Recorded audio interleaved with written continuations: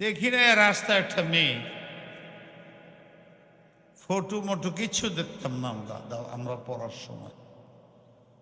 মেশকাত পড়ি যখন, তখন উস্তাদে মজাক করে বলছে ইমাম তো খান, তার জন্য বিয়া করা ফরজ। আমি বুঝিনি, রাগারাগি হয়েছে অনেকবার, ক্লাসে তুই উঠে গেছি আমি তো করতে। পরে আমার এক সাথী বুঝেছি তুমি তো ইমাম তো খান বুঝোইনি। কি হয়েছে বলে যে জিনা করার সম্ভাবনা, তার জন্য ফৌরান বিয়া করা ফরজ, এইটা কইছে। তার মানে আমি এটা বুঝাইতে চাইতেছি, বিশেষ করে ছাত্র ভাইদের, মেশকাত পড়ি মেয়ে আর ছেলে কি করে,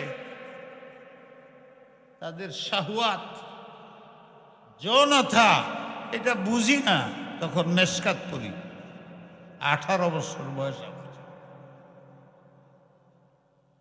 আর এখন 6 বছর 7 বছরের ছেলেরা মেয়েরা কি করতেছে, এটার কারণ হইল বাপ মা। ছেলে কানলে ওরে শান্ত করার জন্য তার হাতে একটা মোবাইল দিয়ে দেয়। এখন তার খাওয়ারও দরকার না, এই ফেট কি দেখে এটা খাওয়া নিয়ে যায়। তার চিৎকারে বাপ এটার সমাধান বের করছে, মা এটার সমাধান বের করছে, তার হাতে টেলিফোন দিয়ে দেবে। এটার মধ্যে সাপ দেখে, কুচ্ছা দেখে, চুরি দেখে, ডাকাতি দেখে, দাড়িওয়ালারা শয়তানি তো করেই, সরাব খাওয়া, চুর ডাকাত সব টেলিভিশনে এটার মধ্যে দেখা, সব দাড়িওয়ালা। 7 বছরের বাচ্চারা যদি বলা যায় যে মাদ্রাসায় পড়ো, তা না, মাদ্রাসায় পড়বো না, মাদ্রাসায় পড়বো না। কারণ ওটার মধ্যে সে দেখে টুপিওয়ালা দাড়িওয়ালা সরব খেয়েছে, টুপিওয়ালা দাড়িওয়ালা চুরি করছে, ডাকাতি করছে। এটা বালেগ হওয়ার আগ পর্যন্ত তো এইটাই বুঝতে থাকে, এটাই বুঝতে থাকে। আলেমরে দেখলেই তার মেজাজ বিগড়ে যায়, মাদ্রাসার বিরুদ্ধে কথা কয়, মুসলমান হয়ে যায়। কেন? এটি ওই যে মা বাপে শিখেছে টেলিফোন দেয়। এখন মাদ্রাসায় ঢুকছে, এটা তো হাসপাতাল, হাসপাতালের মধ্যে যা রুগী আইছে এরা ব্যক্তি, এই রুগী এখানে ডাক্তার সাহেব যে আছে উস্তাদরা, তারা ব্যক্তি রুগী, রায়ুল আলিলে আলিল, রুগীর পরামর্শ রুগী আর রোগ বাড়ায়। এই বুখারী শরীফ পড়াইতেছি, আমার সামনে স্মার্টফোন রাখা, বুখারী পড়াইতেছি, এর মধ্যে টেলিফোন এসে গেছে, বুখারী বন্ধ করে ওই টেলিফোনে কথা বলছে। ছাত্ররা কি করবে? এই দেশের ছাত্র এখনো, আমি তো বলি এই যুগে যদি আমি হেদায়েতুন নবুয়্বত, আমার ভাগ্যে বোধ দাওরাট জুটত না। এই অবস্থা, সিনেমা হল দেখছি না, যাইতে হইলে ভয়ও লাগে, ব্যবস্থা করো পয়সা হাইটা হইটা, বৎসরেও সুযোগ করা যেত। কি সিনেমা দেখবা, ফটো নাই, কিছু নাই, সারা দেশে কিছু নাই। ওই যুগে আমরা লেখাপড়া করছি, কষ্ট হয় নাই, এই ঝামেলায় আমরা পড়ি নাই। কিন্তু এখন দেশটা এরকম হয়েছে, রাস্তাঘাট বাজার শহর তো রইল, খুব মাদ্রাসা হয়ে গেছে বাজার। হুজুর বৈশা রয়েছেন, বালিয়া মাদ্রাসায় যখন ছিলাম, একবার এই রুমে যায়, একবার এই রুমে যায়, শেষ রাত্রে। কেন? যেখানে শুই দেখা যায় শেষ রাত্রে জিকিরের আওয়াজে আমরা ঘুমাইতাম। ওই কোনায় গেলে হেনতে জিকির, ওই কোনায় যায় ওইন জিকির, ওই কোনায় যায় ওখানে জিকির। ঘুমাইমু কেমনে? কালকে সবলে ক্লাস করবো কেমনে? রাগারাগি করতাম। আর 2 হজরত আসলেন, একটা বড় মাদ্রাসা নিয়ে গেলাম, রাতে 3টার সময় আমার ডেকে কয়, ये कहाँ ले आया मुझे, ये तो कब्रिस्तान है, ये मदरसा किसने कहा? 3:30 बज रहा है, ना कोई तिलावत, ना कोई जिक्र, ना कोई सिजदा, ना कोई दुआ। मुझे अभी यहां से लेके चलो, अल्लाह का अज़ाब नाज़िल होगा पूरे बांग्लादेश। রাত্রে ওনার কই যায়, আমি মাদ্রাসায় যাই, আজান দেয় না, ধরে আজান ভুল, নামাজ পড়াই ইমাম সাহেবরে ধরে তোমার নামাজ ভুল। মানুষ তো বিশাল বড় থানবী শহর খলিফা, লোকে হাজার হাজার আলেম ঘুরতেছে, কিছু বলা যায় না। আমি একটা কথা শোনাইতেছি আর কি করি আমি, আর আমি এলাম সবচেয়ে রসুল, খালি আমার ব্যান রাগ করে। পরে বুদ্ধি করলাম, বাঙালি বুদ্ধি, বাঙালিরা শয়তানি বুদ্ধি করতে, ভালো বুদ্ধি এদের নাই। ভালো বুদ্ধি হইলে তো এই যে মাছ ভাড়া হয়েছে, এরা যদি দাঁড়ায় যায় সত্যিকারের, আমার এই এলাকার মধ্যে গান হইতে দেব না। এই এলাকার মধ্যে বেপরদিগি চলবে না। এই এলাকার মধ্যে শরীয়ত সুন্নত বিরোধী কোনো কাজ করতে দেব না। আরো অনেক তো আপনারা জানেন, বলতে হবে না। আমরা দেশে তো নাই কিছু, এই মাদ্রাসাটি ছাড়া ওইটার ভিতরে ঝগড়া ফাঁসার ঢুকাই দেয়। রাজনীতি অরাজনীতি হল না, চেয়ারম্যান নিয়ে, সদস্য পদ নিয়ে, মাথাব্বরি নিয়ে মারামারি করে মাদ্রাসার 12টা। যে জান্নাতের একটা টিকিট নেওয়ার জায়গা, এটা কেন জানি বুঝে না। সব দিক দিয়ে নিরাপদ রাখা উচিত। এখানে মাথাব্বরি করা ঠিক না, পারলে হেনতে টিকিট কিনো জান্নাত। এতগুলো লোক, এটি তো সব এই আশেপাশেরই বেশি। তারা যদি বলে এই এলাকায় শরাব খাইতে দিব না, মদ খাইতে দেব না, সরকার লাগে না,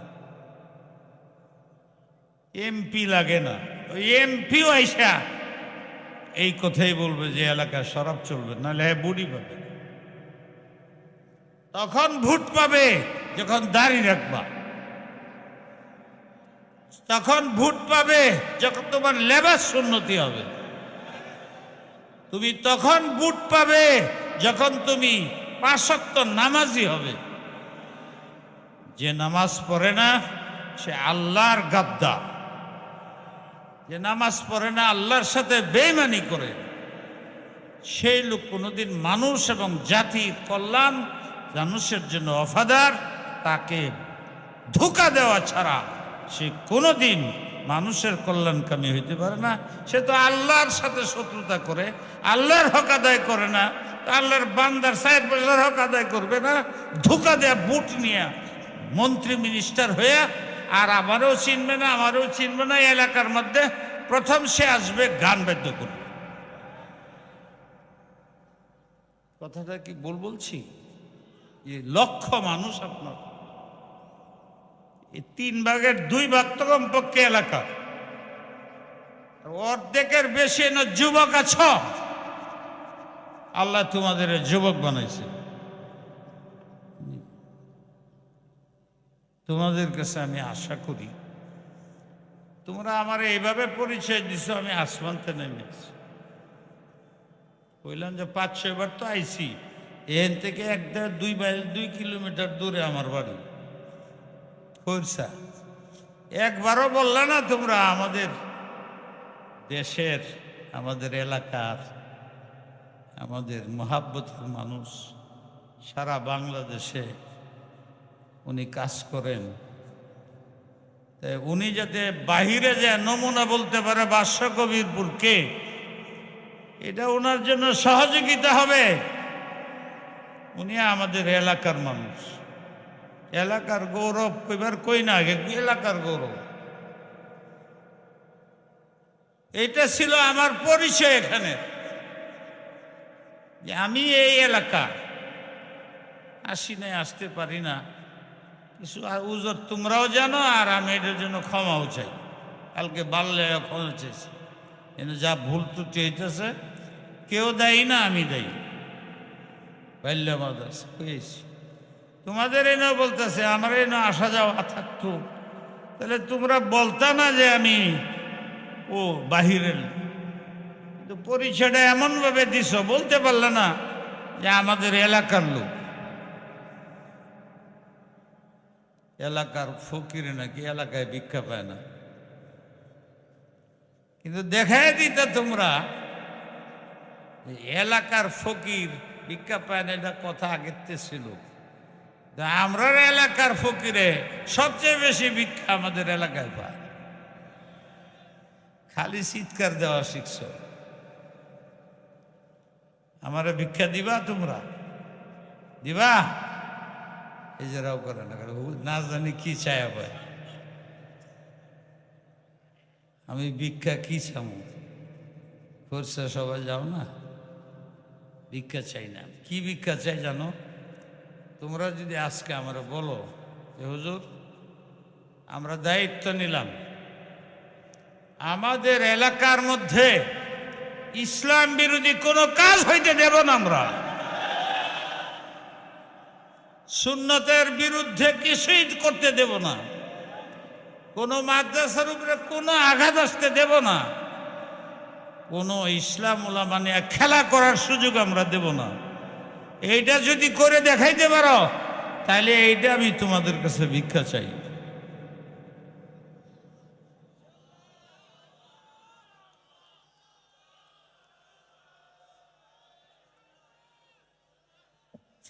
বলো তোমরা ইসলামের জন্য জান দিতে রাজি আছো কিনা, মাল দিতে রাজি আছো কিনা, ইজ্জত দিতে রাজি আছো কিনা? এর চেয়ে বেশি মালদার, বেশি ইজ্জতওয়ালা, বেশি জাহানওয়ালা হবে, আল্লাহ তোমাদের উপরে রহমত বর্ষণ করবে। এই মাদ্রাসা আরো বিশাল হয়ে যাবে। টাকা দিয়ে মাদ্রাসা হয় না, টাকা তো আল্লাহ ব্যবস্থা করবে, এটার ব্যবস্থা তো আল্লাহ করতেছে। সারা বাংলাদেশের ব্যবস্থা আরো হইতো যদি আমরা গুনাহ না করতাম। এই বেঈমানি নামাজ পড়ে না, এর দ্বারা দুনিয়ার শান্তির আশা করা যায় না। হ্যাঁ, যাই বলে সবগুলো ধোঁকা। তোমরা বলো আমাদের এলাকায় আমরা এমন লোক চাই যে নামাজি হয়, এমন লোক হইলে ছাড়বো না, তারাই পাস করো। আর এরম লোক এই এলাকার মধ্যে মহাব্বতের সাথে, দরদের সাথে বাইরে বাইরে যাই আমরা গুনাহ, কবর পূজা, এই গান বাদ্য যেমনে পারি আমরা মিটাবো, হাত তুলে আমলে আদা করো। এই ভিক্ষা তোমাদের কাছে চাইলাম। আর আমি ওই আয়াতটা পড়ে আমার কথাটা বলতেছি। ওই যে আমি বললাম যে তুমি যদি 20 বৎসরও নামাজ না পড়ে থাকো, 10 বৎসর না পড়ে থাকো, গুনাই করছো, ফরজ তরক করছো, কবিরা কবিরা গুনাহ করছো, কিন্তু আজকের সবাই তোমার বুঝে আসছে যে আমি কবরে, এই কবরটা যেতে হবে, আমার শরীরের কাপড়গুলো খুলে রেখে দেবে। আর অন্ধকারে হেন তো যাই হোক মাদ্রাসা ভাগ্যবান, ওনার বরকতেই মাদ্রাসা চলে। আরও বহুত বুজুর্গ এখানে ছিলেন, আছে, এলাকায় আছে, মুরব্বীরা আছে। এই এলাকাটার মধ্যে অনেক মুরব্বী ছিল আগে। এখন শূন্যতা দেখা যায়, আল্লাহ পূরণ করে দেখ।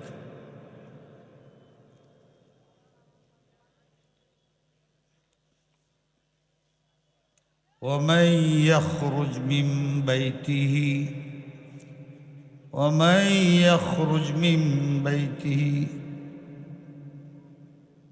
مهاجرا إلى الله ورسوله ثم يدركه الموت فقد وقع أجره على الله। এই যে কোরআনের একটা আয়াত পড়লাম, হ্যাঁ, ومن يخرج من بيته مهاجرا إلى الله ومن يخرج من بيته مهاجرا إلى الله ورسوله ثم يدركه الموت فقد وقع أجره على الله। এখানে যাই অর্থ হোক, আমি সারাংশ বলতেছি। এটার একটা শানে নজুল আছে। কেন এই আয়াতটা অবতীর্ণ হইল,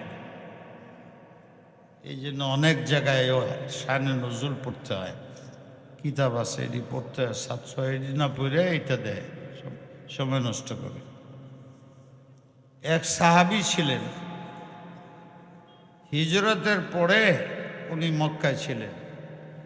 অসুস্থতার কারণে এমন হয়েছিলেন, এদিকে দিলের মধ্যে আগুন নবীর, আর তার নিজস্ব অবস্থা হলে উটের উপরে বসতে পারেন, রাস্তাঘাট তো নাই।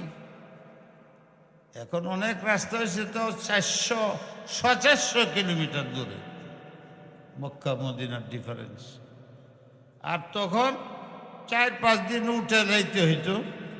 এই পাহাড় তো এইদিকে কতক্ষণ, ওইখান থেকে এইদিকে কতক্ষণ, আবার কোনো পাহাড়ের উপর দিয়ে উঠতে হইতো। এইভাবে রাস্তা নাই, ঘাট নাই, ডাকাইতে ধরে মাইরে ফেলা, এইটা অবস্থা ছিল জাহেলিয়াতের। আমরা অন্ধকার যুগ কই, সব গুনার যুগ ছিল এটা। রসুলে পাক সাল্লাল্লাহু আলাইহি ওয়াসাল্লাম মদিনায়, এই সাহাবী হেনে তরফতেছে। ছেলে 4টা ছিল, আমার যেমনে পাও মদিনা লয়ে যাও। 4 ছেলে খুব ভালো ছিল। আজকাল তো সন্তানরাও এরকম হয়েছে, মা বাপের কোনো গুরুত্বই দেয় না। এটার জন্য আমি সন্তানদেরকে পরে দায়ী করি আর নিজেরে প্রথম দায়ী করি। কেন আমি 15 বছর পর্যন্ত আমার কথার বাইরে যেত না, কারণ আমি কেন মক্তবে পড়াই নাই, কেন মাদ্রাসায় পড়াই নাই? দুনিয়ার আশায় সব করলা, বাড়ি বেচে বিদেশে পাঠাইলা, কিন্তু পাশের মাসের মধ্যে যদি মক্তবের হেফসখানা পড়ায় ছেড়ে দিতা। এক ওয়াইজের কাছে শুনছিলাম, সকালে যদি খিচুড়ি খাও, সারাদিন যাই খাও, ডেকুর আসলে খিচুড়ি আসে। মক্তব হেফসখানার থেকে যদি পড়িয়া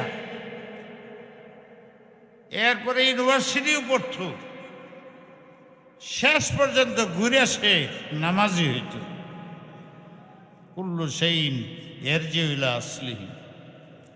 কোরআন বুকে থাকলে, ইমান বিকে থাকলে বরফের মতন থাকে। এটা কোরআনেও আছে যে আমি প্রত্যেকটা মোমেন্টে মারিফত, আখিরাত, এলেম বিল কুওয়া এখানে দেয়া রাখছে। যেমন পকেটে পয়সা আছে, তার দিলে আল্লাহকে চিনা জানা, জান্নাতে যাওয়ার সব পথ, এলেম সব তার বুকে রাখা আছে খাজানা করে। পেট্রোল যেরকম বাইর করতে হয়, স্বর্ণরূপা মাটির গভীরে, পানির গভীরে থাকে, ডুবুরিরা বাইর করে আনে। ফিতরাতাল্লাহিল্লাতী ফাতারান নাসা আলাইহা লা তাবদীলা লিখালকিল্লাহ যালিকাদ-দীনুল কাইয়্যিম। আমি আল্লাহ স্বেচ্ছাচার না, স্বজনপ্রীতি না, সাহাবারে যে জিনিসগুলো সিনার মধ্যে দিছি, এই যুগ কিয়ামত পর্যন্ত যারা বসা আছে সবার দিলের মধ্যে এই জিনিসটা আছে। এখন কয়লা বাইর করতে হলেও মিস্ত্রি লাগে, মেশিন লাগে। ডুবুরি ছাড়া নদীর গভীরের থেকে সমুদ্রের ডায়মন্ড, স্বর্ণ ওঠানো যায় না। ফিনিশিং করার জন্য কোটি টাকা খরচ করতে হয়। মাটির নিচের খনিজ ও সবাই উঠাইতে পারে। ঠিক তোমার সিনার মধ্যে এটি রাখা আছে। এটার মিস্ত্রি কারা, ফিনিশিং করবে কারা, এদের নাম রাখছি আমরা মাদ্রাসার উস্তাদ। এরা কাটা ছাড়া করবে। ওই যে মাটি আর গাদ ইত্যাদি দিয়ে যে এলেম মারেফত ঢেকে রয়েছে সিনার মধ্যে, এগুলো উস্তাদরা জিকিরের মাধ্যমে সরাবে, এলেমের মাধ্যমে সরাবে, তরবিয়তের মাধ্যমে সরাবে। তখন তার বুকের থেকে এই বাতি জ্বালালে অন্ধকার দূর যে আলোকিত হয়ে যায়, সে নিজেই দেখতে পাবে আল্লাহকে। আয়নার মধ্যে দাঁড়ালে যেরকম বাসে, তোমার সিনার মধ্যে জান্নাত বসবে, জাহান্নাম বসবে। এটা কাজটা উস্তাদরা করবে। একটু আগে আমি বলছিলাম মাদ্রাসা হলো এই কাজটার জন্য, তা আমি নিজেই তো রুগী, আমার হাতে তো এটা সরে না। আমার ছেলের চিকিৎসা আমি কেমনে করব? নাসু মাআদিন, বুখারী শরীফ ওই হাদিস আছে, সব আলেমরা জানো। মাআদিনি যাহাবি ওয়াল ফিদ্দা খিয়ারহুম ফিল জাহিলিয়া খিয়ারহুম ফিল ইসলাম ইদা ফাকুহু ইদা ফাকিহু। সমুদ্রের স্বর্ণ রূপা যেমন গভীরে থাকে, পেট্রোল গভীরে থাকে, কয়লা গভীরে থাকে, এগুলোর প্রসেস করে বাইর করতে হয়। এর জন্য মেশিনারি লাগে, দক্ষ লোক লাগে, ইঞ্জিনিয়ার লাগে। ঠিক তোমার সিনার মধ্যে সমুদ্র রাখা আছে, এলেমের সমুদ্র, মারিফতের সমুদ্র, আল্লাহকে চিনার সমুদ্র, জান্নাতে যাওয়ার সমুদ্র, এই সব এখানে রাখা আছে। আল্লাহ দয়া করে আমাদের দেওবন্দের উলামায়ে কেরামরা জাযায়ে খায়ের দেখ। ওনারা একটা পার্টি তৈরি করে গেছেন, ওরা জানমাল ইজ্জত বিক্রি করে না খায়া আরেক দল আল্লাহ এতিম গরিবও তৈরি করে দিছে।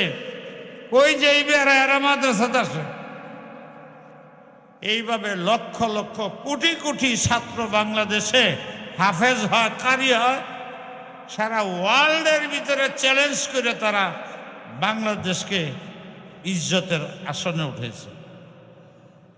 সৌদি আরব পারে না, মিশরে পারে না, আমাদের ছেলেদের সাথে তেলাওয়াত করে পারে।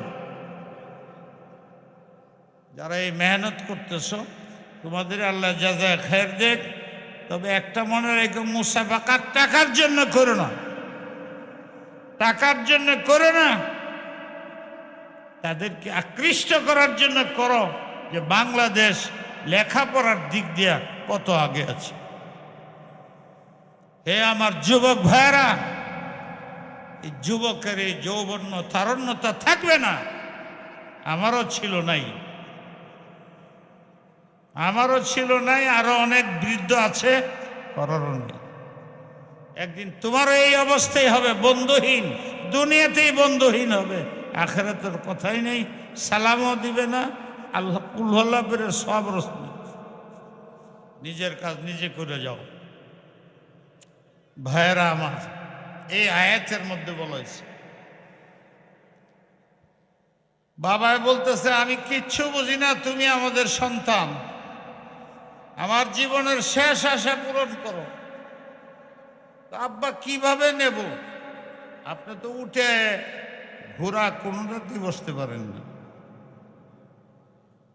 কোনোটাতে তো আপনি বসতে পারেন না, রাও করেন না। যে কথাটা খেয়াল রাখেন।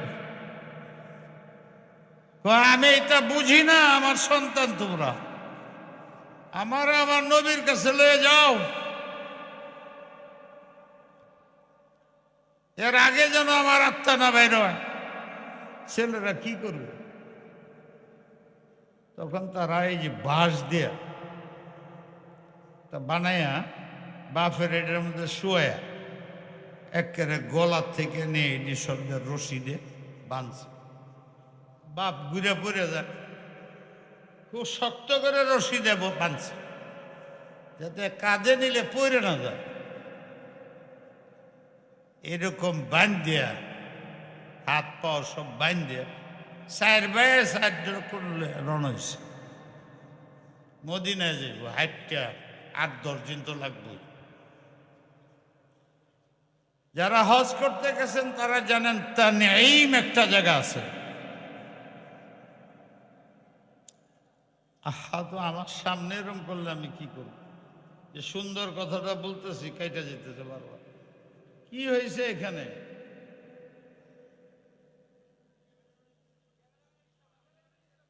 এই যে বললাম যে ক্যামেরা ট্যামেরা এখানে ব্যবহার করুন, আমি উঠে চলে যাব।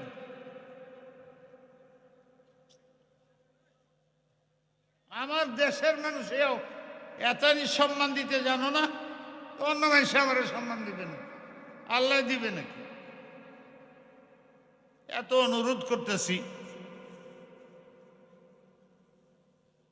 দুইটা কথা কইবার জন্য কষ্ট করে। আবার কালকেও যেতে, কালকেও মিটিং আছে, রাত্রে সবক আছে জামি ইসলামিয়াতে 4.5 ঘন্টা আমার সবক পরে দিব, পরে আবার রাত্রে সভা করতে, পরে আবার ঢাকায় সভা করতে। এ তো আমার কথা আসার ছিলই না, বাকি আল্লাহ যে এনে রাখছে এই জন্য আইসি। তো মহাব্বতে তোমরা যদি এরকম করো আমি কি করবো? কথা কাটতে যায় মধ্যে দেয়। এইভাবে 4 ভাই বাপের মার সাথে ছেলেরা যুবকরা দেখো মা বাপের আশা ছেলেদের কিভাবে আদায় করতে হয়। কি বলবো, আজ ছেলে মেয়ে মা বাপের সে বড় পীর পৃথিবীতে নাই। 1000 পীরে জানা নবী বসে রয়েছে, নবী বলতেছে কালিমা পড়ো, কালিমা পড়ো, পড়ে না। আল্লাহ রসুল জিজ্ঞাসা তার মারে ডেকে, তোমার ছেলে কেমন? বলে এর সে ভালো ছেলেই হয় না। এইটা জিজ্ঞাসি না, তুমি খুশি নি? বলে না, আগে তো আমারই মানতো, বিয়া করার পরে তো শাশুড়ির দাম বেশি, বিয়া করার পরে তো বোন থইয়া শালিরারে দাম বেশি দেয়। এই মনের মধ্যে ব্যথা। নবী আলাইহিস সালাম বলছে তোমার ছেলের মুখ দিয়ে কালিমা আমি মুহাম্মদ নবী হইয়া সাল্লাল্লাহু আলাইহি ওয়াসাল্লাম পারতাছি না। তুমি যদি ওরা মাফ না করো তাহলে আমি এক কাজ করি, খড়িয়ে এনে এই দুনিয়ার মধ্যে আগুন দিয়ে জ্বালাই দিই। হ্যাঁ, কেন? কবরে গেলে তো কঠিন আযাব, আগুন লাগবে, এটা আমি লাগাই দিই। তখন মা চিৎকার, মা তো মাই, আমি মাফ করে দিলাম।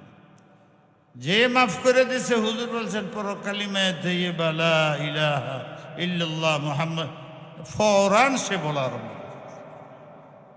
এলো মা, এ হইল বাপ।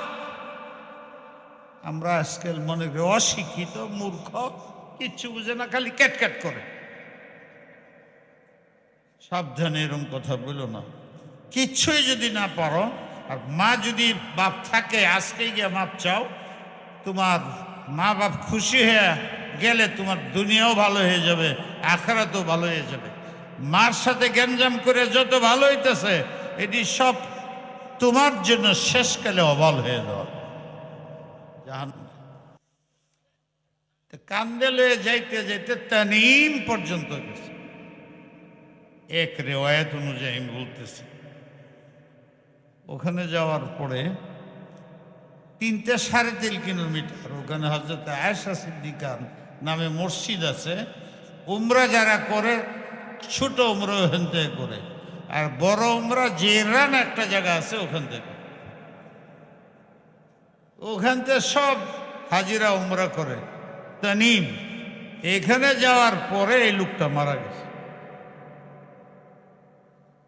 আল্লাহ রসুল পর্যন্ত যাওয়া হইল না, এত আশেক ছিল আল্লাহ রসুলের, পৌঁছতে পারে নাই। এরা না পৌঁছতে পারলো, জিবরিল পৌঁছে গেছে। এখানে জিবরিল আসে নাই, জিবরিল গেছে আল্লাহ রসুলের কাছে, যা বলছে তুমি জানো কি তোমার এক আশেক ঘোড়ার উপরে থাকতে পারে না, উটের মানে যানবাহনে উঠতে পারে না, তার আশা তোমারে দেখবে। ছেলেদের বলছে কোনো রাস্তা না পায় এইভাবে বান্ধা বুন্ধে আসছিল, তানিম পর্যন্ত আসার পরে মৃত্যু হয়ে গেছে। আল্লাহ পাক একটা আয়াত দিয়ে আমারে পড়াইছে, কি আয়? আল্লাহ বলছে তোমার শোনাইবার জন্য, وَمَنْ يَخْرُجْ مِنْ بَيْتِهِ مُهَاجِرًا إِلَى اللَّهِ وَرَسُولِهِ ثُمَّ يُدْرِكْهُ الْمَوْتُ فَقَدْ وَقَعَ أَجْرُهُ عَلَى اللَّهِ। যদি কেউ নবীর সাথে দেখা করতে যায়,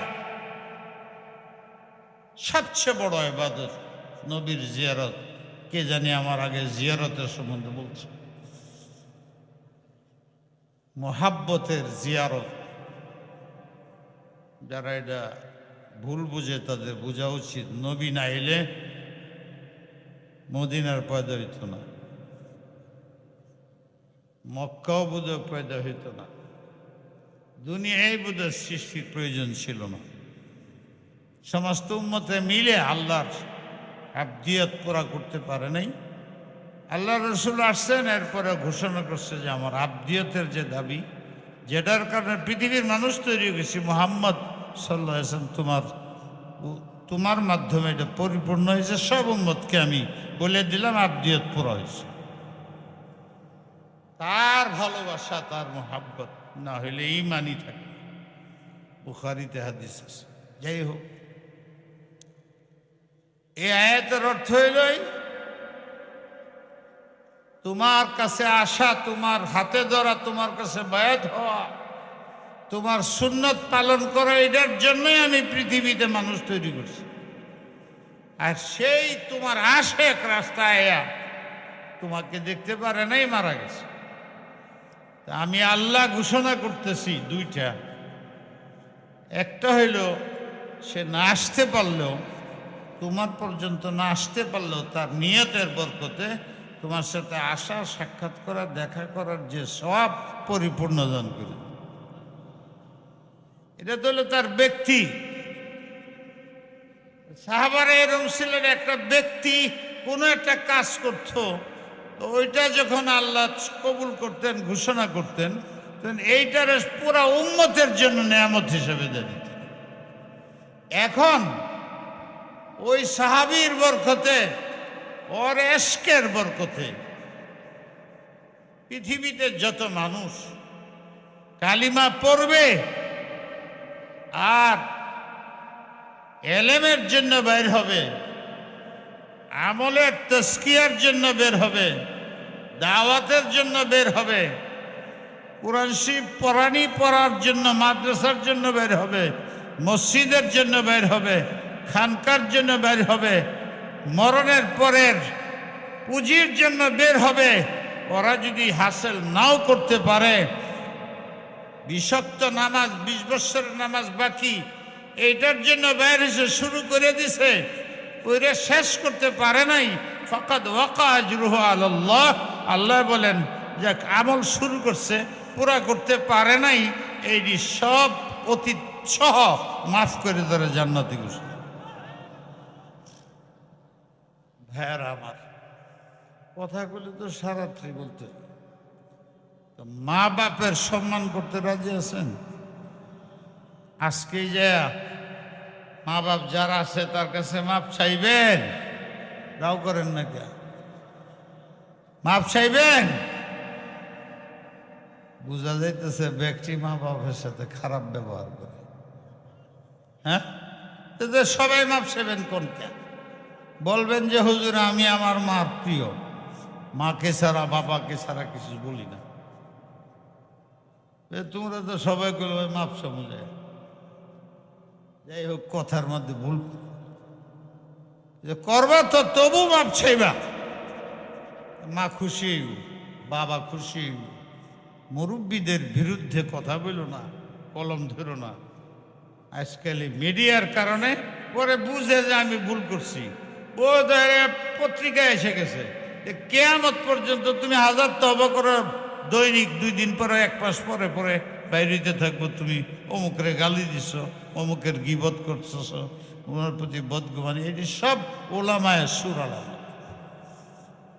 তো একটা সাইড ছিল, আমি শেষ করে দিলাম। আর কোনো কাজ আছে?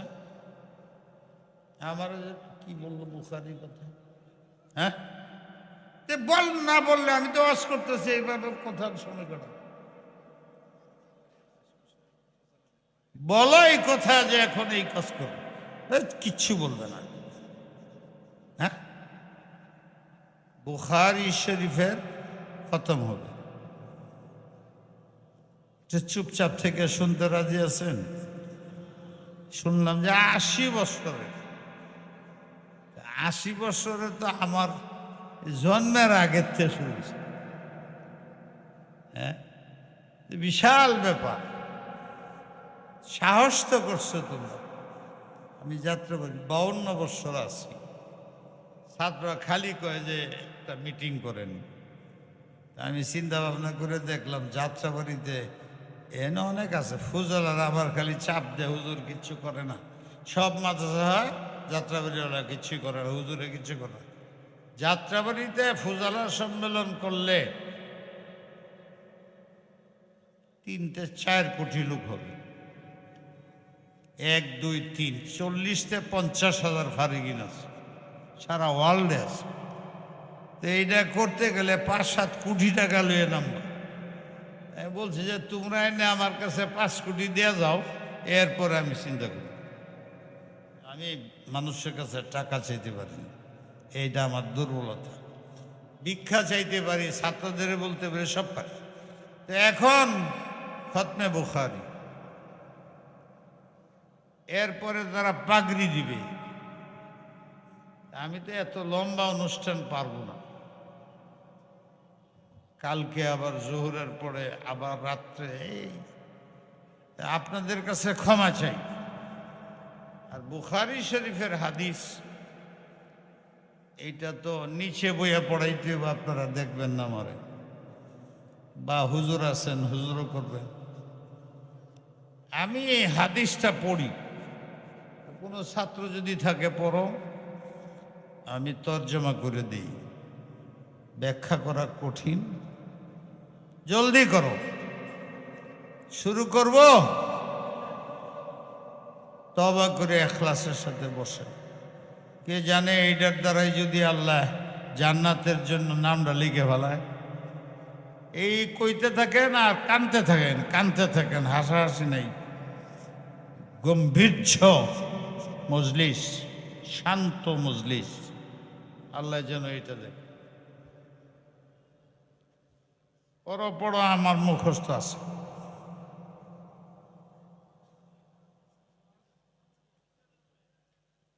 বিসমিল্লাহ পড়ো।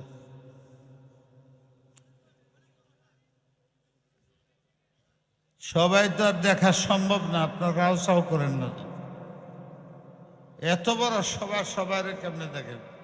আব্বু হাদিসটা লয়ে তো নিচে বসতে হইতেছে, এত উপরে এতটি ছাত্র, এত ছাত্র,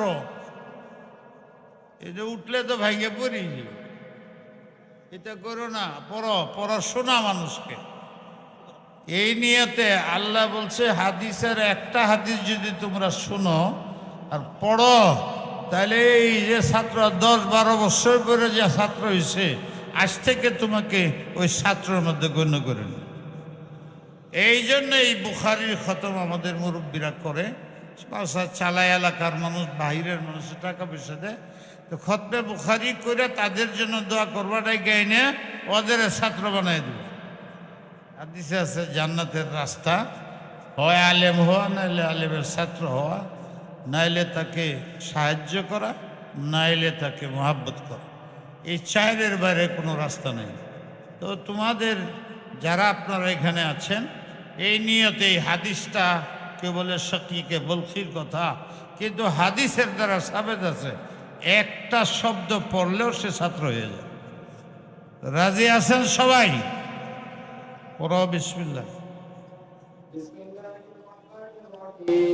الحمد لله رب العالمين والعاقبة للمتقين والصلاة والسلام على أشرف الأنبياء والمرسلين وخاتم النبيين وعلى آله وأصحابه أجمعين وعلى كل من تبعهم بإحسان إلى يوم الدين.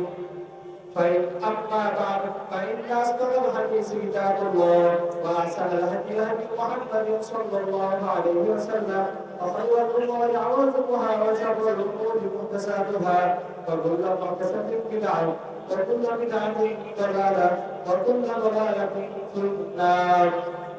حدثنا فضيلة الشيخ شيخ العزيز على عودنا حفظه الله ورعاه ووفقه الله بالتغيير عن فضيلة الشيخ والمحدث الكبير نور الدين الغربي رحمه الله تعالى عن فضيلة الشيخ سيد العلماء سيد حسين أحمد النبي رحمه الله تعالى عن فضيلة الشيخ شيخ محمد حسن الدولي قدس سره رحمه الله تعالى عن حجة الإسلام وقاسم العلوم والخيرات محمد قاسم النانوتي رحمه الله تعالى عن العالم بالله. যারা মাদ্রাসায় পড়বে তাদের দায়িত্ব কর্তব্য হলো, উদ্দেশ্য হলো তারা জাহান্নামমুখী মানুষকে ফিরায় কোথায় আনবে?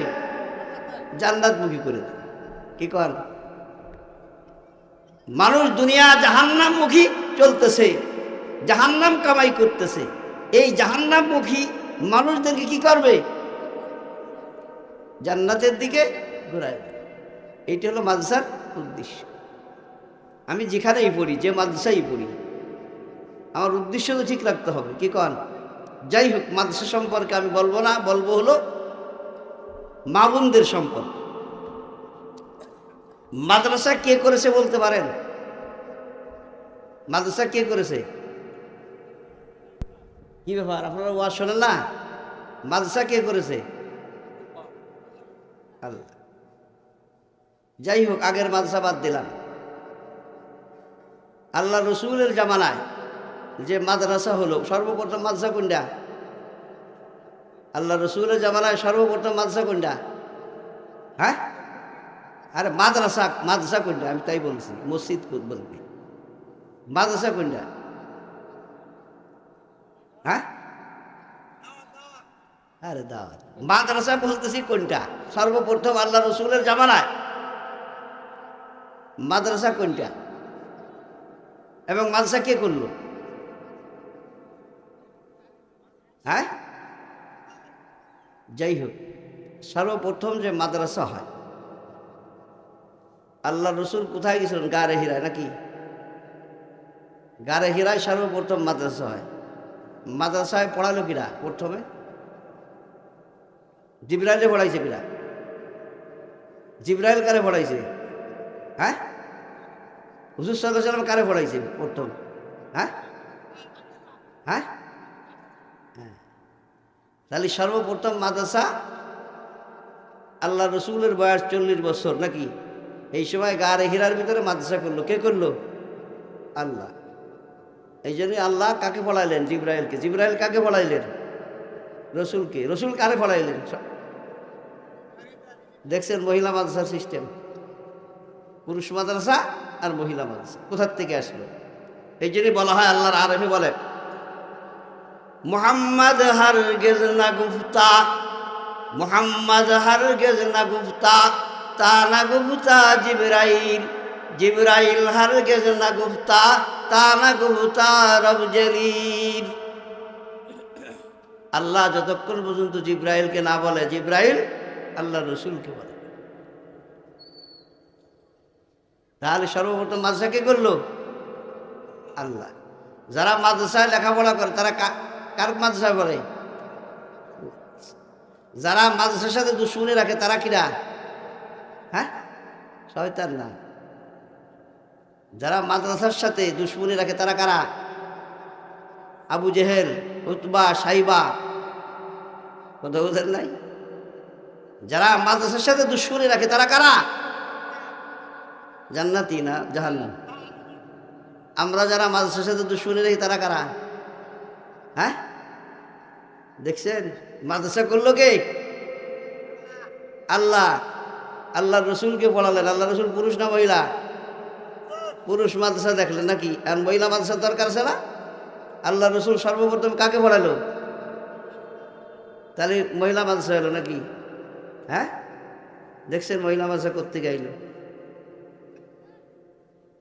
এখন আল্লাহ রসুলের কাছে সর্বপ্রথম কোরআন যিনি পড়েছেন, মুসলমান যিনি হয়েছেন, সেটা কিরা? মহিলা না পুরুষ? মহিলা।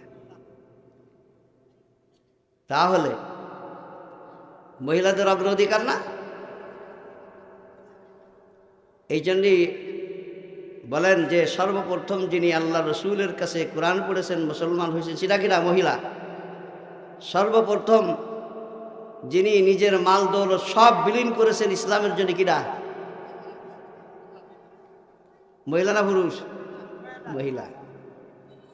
সর্বপ্রথম শহীদ যে হয়েছেন, রক্তপাত হয়েছে, আবু জেহেল সর্বপ্রথম যাকে মারেছে মুসলমান হিসেবে সে কিনা মহিলা না? হযরত সুমাইয়া রাদিয়াল্লাহু তাআলা। এবং মহিলাদের ভিতরে বড় মুহাদ্দিস, বুঝছেন না, সাহাবা ইকরাম কোনো সমস্যায় পড়লে কার কাছে যাইতেন? আয়েশা সিদ্দিকা রাদিয়াল্লাহু, উনি এত বড় মুহাদ্দিস ছিলেন মহিলাদের ভিতরে। এরকম ভাবে দ্বীনের জন্য বেশি কষ্ট করেছেন কে বলতে পারেন? হ্যাঁ, তাকে মুসলমান হওয়ার কারণে কষ্ট দিয়েছে হযরত আসিয়া, ফিরাউনের বিবি। দেখছেন, এই জন্যে মা বোনদের জান্নাতে যাওয়া সহজ, কঠিন। আল্লাহ পাক পরওয়ারদিগার আলম বলেন মা বোনদের কাজ হলো চারটা। কয়টা কাজ? ও মা বোনেরা স্মরণ রাখেন, আপনাদের কাজ কয়টা? চারটা। চারটা কাজ। আর পুরুষদের কাজ কয়টা? দুইটা। পুরুষদের কাজ দুইটা। আর মহিলাদের কাজ কয়টা? চারটা। এখন কাজে যদি মহিলা পুরুষ সমান করেন, কি কন? যে মহিলাদের আল্লাহ কাজ দিয়েছে কয়টা? চারটা। পুরুষদের কাজ দিয়েছে কয়টা? দুইটা। তাহলে কাজে সমান করলে মহিলাকে একটা নিতে হইতো না? হ্যাঁ, মহিলাকে একটা কাজ নিতে হইব। তাহলে কাজে আমরা পুরুষ মহিলা সমান হয়ে গেলাম, কি কন? আচ্ছা, তাহলে মহিলাদের কাজ চারটার ভিতরে শোনেন কি কি কাজ। 1 নম্বর, মহিলাদের কাজ হলো মহিলাদের প্রতি মাসে কি হয়? মাসিক হয়। 1। 2 নম্বরের কাজ হলো তাদের গর্ভ ধারণ করতে হয়। কয়টা গেল? 2টা। আর একটা কাজ হলো গর্ভ বাহির করতে হয়, 3টা। আর একটা হলো যে বাহির করলো, ছেলে হোক আর মেয়ে হোক, তাদেরকে দুধ খাওয়াইতে হয়, কি কন? এই 4 কাজ কাদের? মহিলাদের। আর পুরুষদের কাজ হলো কয়টা? 2টা। একটা হলো তারা কর্তৃত্ব দিবে, বুঝছেন না? মহিলাদের উপর কর্তৃত্ব কাকে দিবে? পুরুষ। 1 কাজ। 2 নম্বর কাজ হলো আয় রোজগার করবে। কি করবে? আয় রোজগার। কয়টা কাজ হলো? 2টা। এখন মহিলাদের কাজ কয়টা? 4টা। এখন কাজে সমান করবেন, কি কন? মহিলা পুরুষ সমান অধিকার, তাহলে কাজে সমান করেন। এখন মহিলাদের কাজ কোনটা দিবেন? হ্যাঁ, কি কয় নিয়ন্ত্রিত? তাহলে কাজে সমান করলেন কিরাম? স্লোগান যে দিলেন মহিলা পুরুষ সমান করতে হইব, তাহলে কাজ সমান করেন। আপনাদের দেশে পুরুষদের দেশে 2টা কাজ, আর মহিলাদের কয়টা? 4টা। কোনটা নিবেন দেখেন, যেটা সহজ আছে। হ্যাঁ, ও মহিলাদের কাজ নিবেন না, সুবিধাবাদী। আপনি কইবেন যে ঠিক আছে, ফোলাফান তো তোমার 5টা হয়েছে নাকি? এখন 5টা ফোলাফান হয়েছে, তুমি তো সারা বছর দুধ খাওয়াইছো, 2 বছর 2.5 বছর। এই বছর ফোলাফানে আমি দুধ খাওয়াই, কি কন?